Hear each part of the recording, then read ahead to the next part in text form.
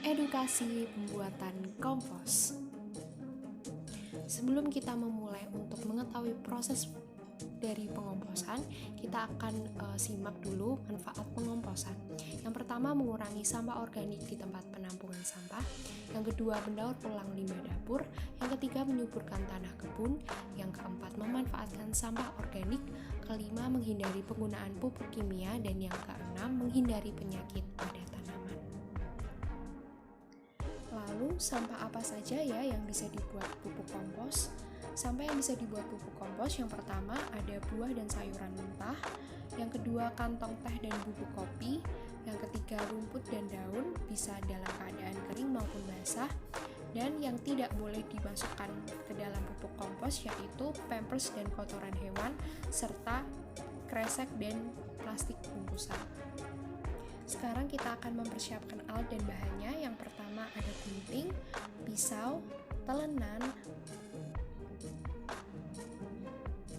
kemudian ada E4 dan juga tetes tebu. Tetes tebunya itu bisa diganti dengan gula pasir, dan yang terakhir ada air. Bahan yang harus dipersiapkan untuk membuat kompos itu yang pertama sisa sayuran mentah, kemudian yang kedua ada daun kering, kemudian ada media tanam atau mungkin bisa diganti dengan tanah yang subur. Kemudian ada ember yang di bagian bawahnya sudah dibolongin. Untuk proses yang pertama, kita harus memotong sayuran mentah. Fungsi dari proses pemotongan ini supaya mempercepat proses penguraian. Pemotongannya ini nanti akan menghasilkan bentuk-bentuk kecil. Selanjutnya kita harus memotong atau menggunting daun-daun kering. Semakin kecil daunnya dipotong, itu nanti akan semakin cepat dalam proses penguraiannya. Hasil dari pemotongan seperti ini. Selanjutnya kita akan membuat larutan E4.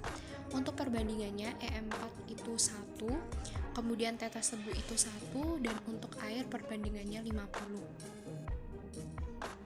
Kemudian akan dicampur menjadi satu di dalam air.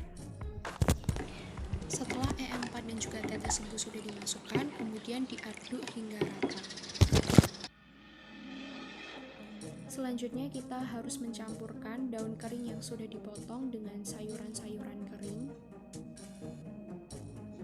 ke dalam satu wadah.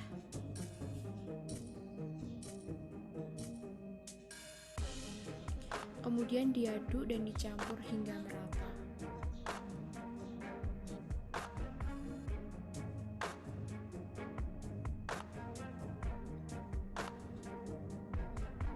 Kemudian dapat dimasukkan larutan E4, diaduk dan dicampur hingga merata.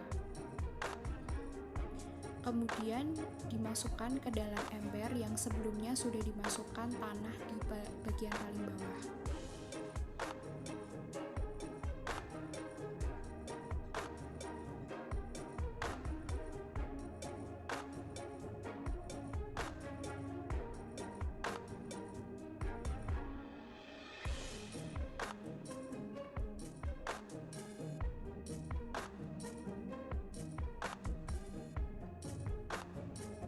Setelah itu ember dapat ditutup.